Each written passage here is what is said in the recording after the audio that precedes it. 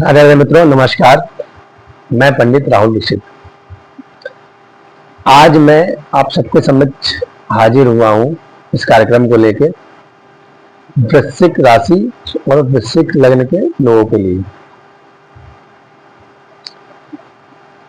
शनिदेव का जो राशि परिवर्तन 29 मार्च 2025 को मीन राशि में हुआ है, ये वृश्चिक लग्न और राशि के लोगों के लिए राशि से और लग्न से पंचम भाव में गोचर हो रहा है।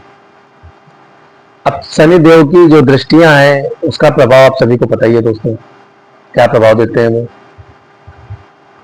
उनकी जो दृष्टि है उससे विच्छेदात्मक दृष्टि कही जाती है। जिस भी भाव में शनिदेव की दृष्टियां पड़ती हैं और खासकर उनकी तीसरी दृष्टि, उसे सबसे ज्यादा बुरा माना गया है। तो जिस भी भाव में शनिदेव की दृष्टि पड़ती है उस भाव से संबंधित जो रिश्ते होते हैं उससे शनिदेव विच्छेद कराने का काम करते हैं, अलगाव कराने का काम करते हैं। उनकी दृष्टि विच्छेदात्मक दृष्टि कही जाती है।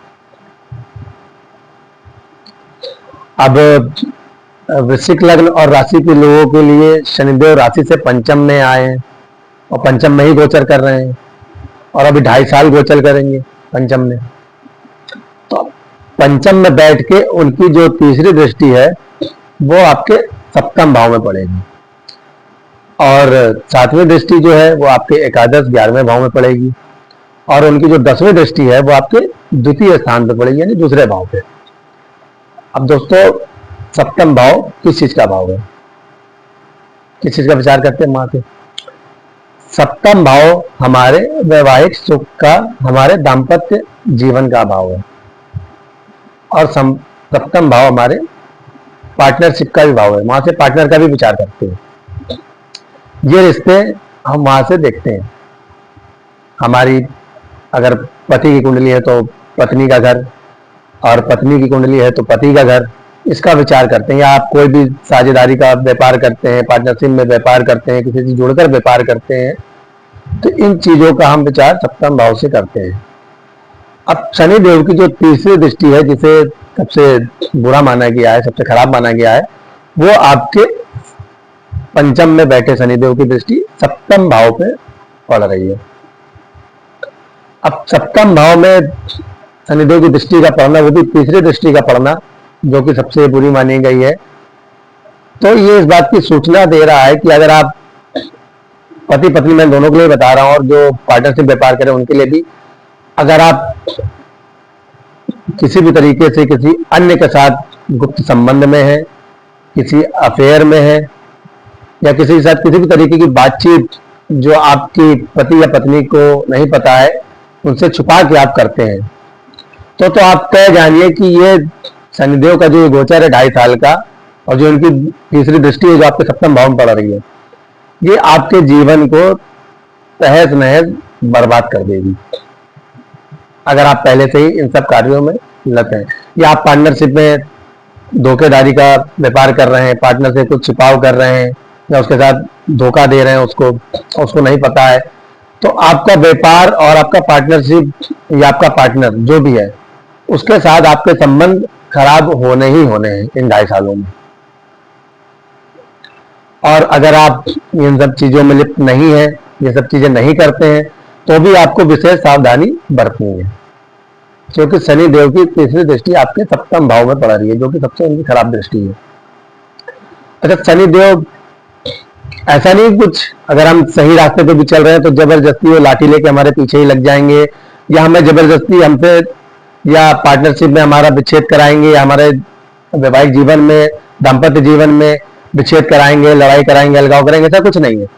वो आपके किए कर्मों का फल ही आपको देने आते हैं।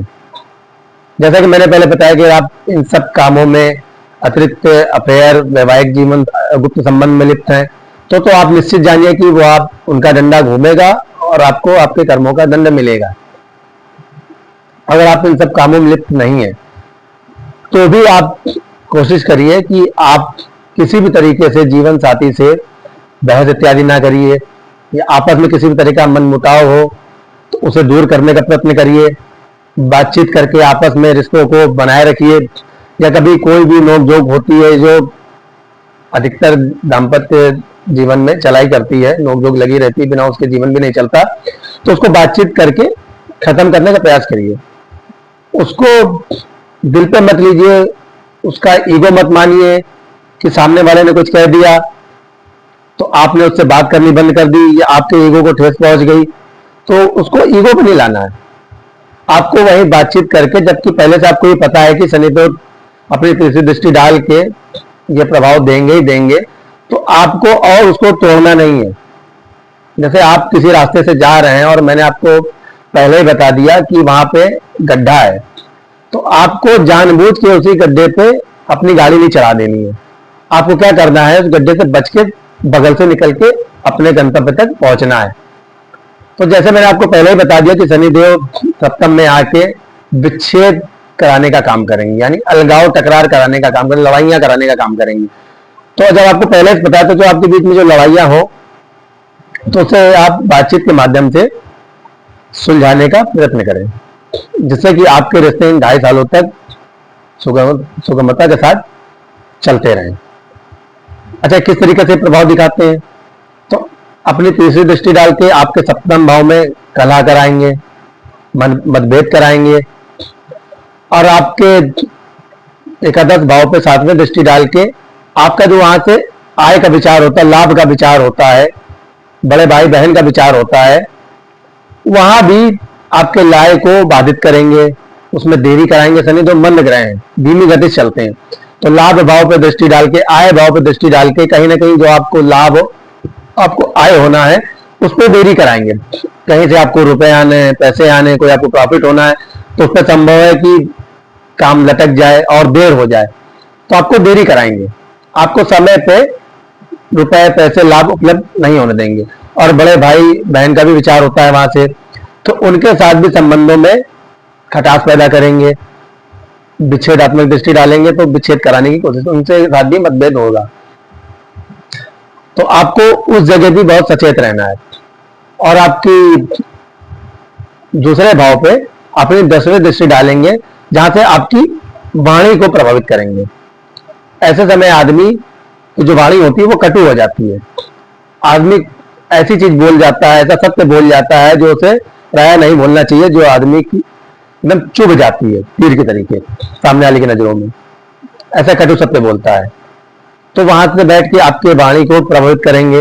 वो कुटुंब का भाव है, तो आपके कुटुंब के मध्य में मतभेद कराएंगे। वहां को जो आपके कुटुंब के लोग हैं उनसे आपका मतभेद होगा, उनसे आपका अलगाव कराएंगे।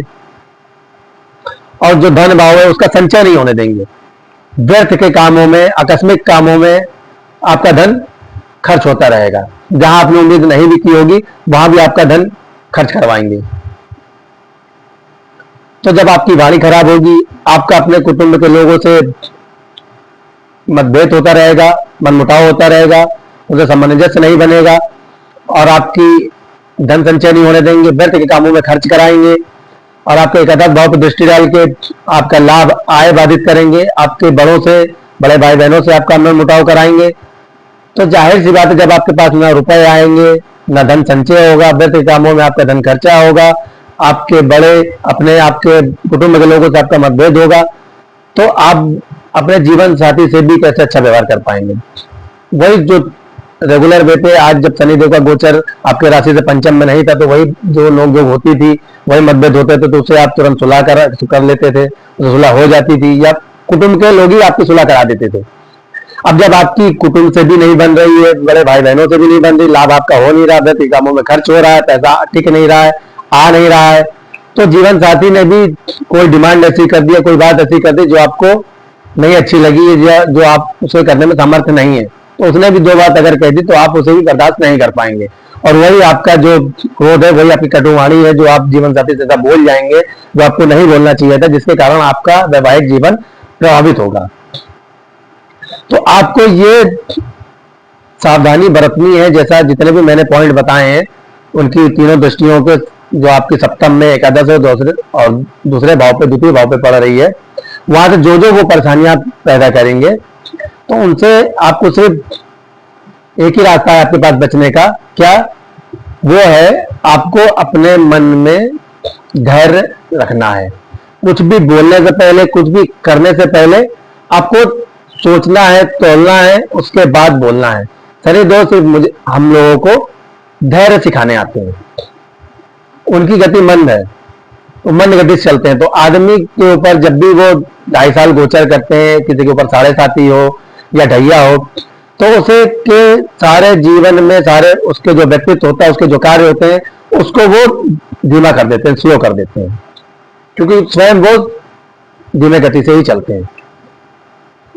तो उनका जिस भी इंसान के ऊपर प्रभाव होता है वो स्लो ही होता है, धीमा ही होता है। तो उस संबंध से, उस वस्तु से, उस भाव से जुड़ी जो भी चीजें होती है, उसमें वो गति जो उसकी होती है वो मंद कर देते हैं। वो सिर्फ एक ही हमें शिक्षा देते हैं कि अब ये 2.5 साल जो है इसमें धैर्य रखो, बोलो तो सोचो, करो तो सोचो, कुछ भी चीज चाहिए, करनी है, लेनी है, देनी है, उसमें 100 बार सोचो फिर करो, ताकि आपको नुकसान ना हो। और हमारी आदत क्या है दोस्तों?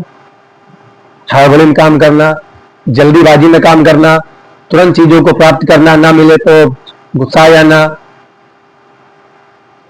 मन मुताबिक काम ना हो तो उससे दुश्मनी ले लेना, शत्रु बना लेना अपना।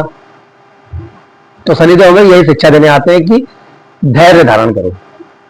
अगर आप ये 2.5 साल धैर्य से चलते हैं, धैर्य धारण करते हैं, और कोई भी ऐसा काम करने से पहले उसे 10 बार सोचते हैं, तो शनिदेव अपना खराब प्रभाव आपको देंगे ही नहीं। उदाहरण पे बताता हूं मैं आपको। मान लीजिए आपके जीवन साथी से आपकी नोकझोंक हुई, या आपके बड़े भाई से हुई, आपके कुटुंबजनों से हुई।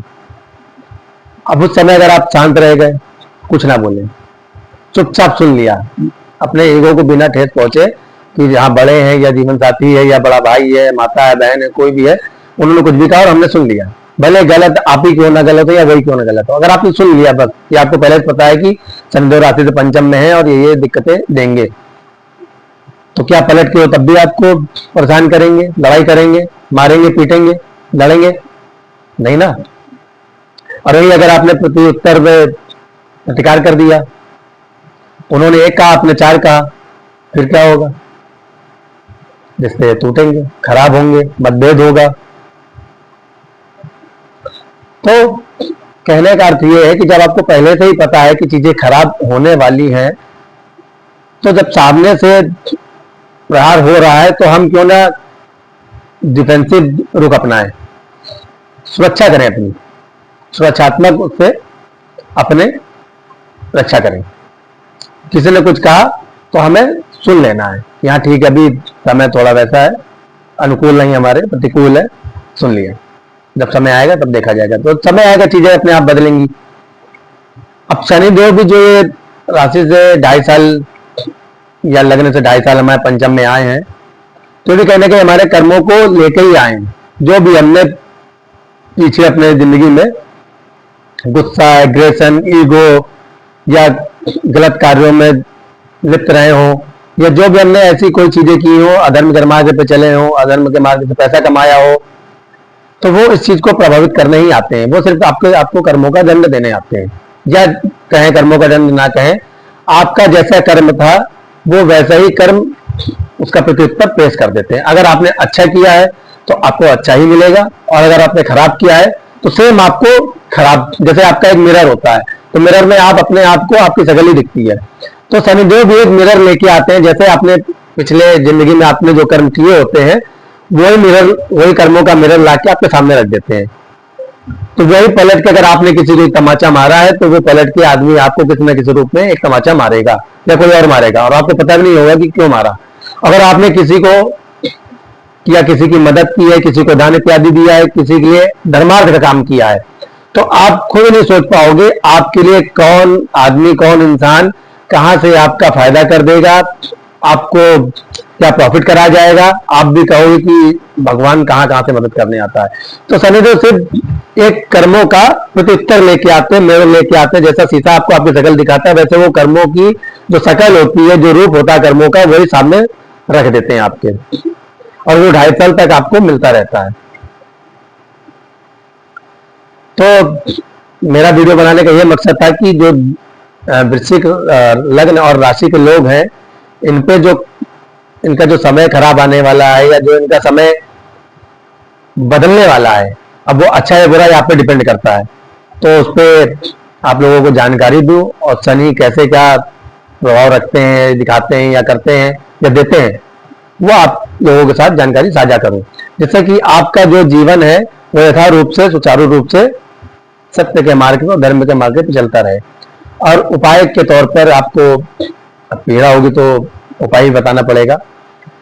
आप नित्य हनुमान जी का दर्शन करना प्रारंभ कर दें। अगर करते हैं तो बहुत अच्छी बात है, दर्शन करना प्रारंभ कर दें। उनके चरणों का जो टीका होता है वो अपने मस्तक पर लगाएं।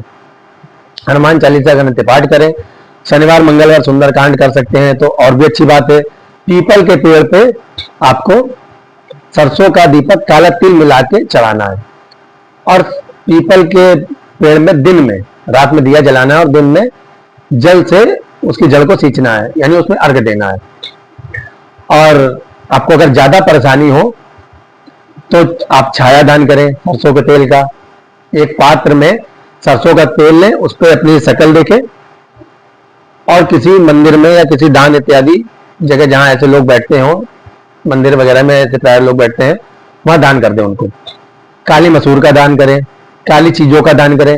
काली गाय को गुड़ से मिश्रित रोटी बनी हुई जरूर खिलाएं, और गौ की जितनी सेवा कर सकते हैं इस 2.5 साल, ये सबसे बड़ा और अनोखा उपाय है। गौ की सेवा जो है हमारे बुरे से बुरे प्रारब्ध को ध्वस्त कर देती है, मिटा देती है। कितना भी बड़ा और कितना भी बुरा आपका प्रारब्ध क्यों ना हो, अगर आपने गौ की सेवा की है, आप गौ की सेवा करते हैं, तो आपके समस्त प्रारब्धों को, बुरे प्रारब्धों को मिटा डालती है। और उसकी सेवा से जो पुण्य अर्जित होता है, जो पुण्य संचय होता है, वो आपके जीवन में जुड़ जाता है, जिससे कि कोई भी ग्रह का कितना भी बुरा प्रभाव क्यों ना हो, वो प्रभावित आपके ऊपर पूरी रूप से नहीं हो पाता। तो गौ की आप जितनी सेवा कर लेंगे इन 2.5 साल, जितनी से जितनी सेवा कर लेंगे, उसको रोटी खिलाइए, घर चारा चारा इत्यादि खिलाइए। और गौ की सेवा से शनि दोष तो दूर की दूर, समस्त 9 के 9 ग्रह और भी जो कोई दोष, बड़े से बड़ा कोई दोष लगा हो, वो भी गौ की सेवा करने बरमात्र से दूर हो जाता है। गौ की सेवा के अपने बहुत फायदे हैं। आप समझिए गौओं को पुराणों में कितना ऊपर रखा गया है। आप स्वयं कृष्ण भगवान को ही देख लीजिए, गौओं के लिए ही उन्होंने अवतार लिया। देवता ब्राह्मण गौओं के लिए वो शरीर धारण करते थे, अवतार लिया करते थे उनकी रक्षा के लिए। और गौओं की उन्होंने अपने श्री कृष्ण के रूप, जो उनका जन्म था श्री कृष्ण का, उस रूप में उन्होंने गौओं की कितनी सेवा की, सिर्फ गौओं की ही सेवा करते थे वो। तो गौओं की सेवा आप किसी भी रूप से करते हैं और नित्य करते हैं, तो बुरे से बुरा प्रारब्ध कोई क्यों ना जो आपके जिंदगी में आने वाला हो, या जो चल रहा हो, या कोई दोष लगा हो, कोई ऐसा दोष जो आपसे आपकी जिंदगी से जा ना रहा हो, हट ना रहा हो, मिट ना रहा हो, या किसी भी समस्या से आप परेशान हो, तो वो गौ की सेवा आपके समस्त दोषों का शमन कर देती है। तो अगर आप गौ की सेवा करते हैं तो मुझे नहीं लगता कि आपको कोई भी उपाय करने की जरूरत है। और आप नहीं करते हैं तो जितने उपाय बताए मैंने वो कर सकते हैं, और साथ में भैरव जी के मंदिर में भी जा सकते हैं।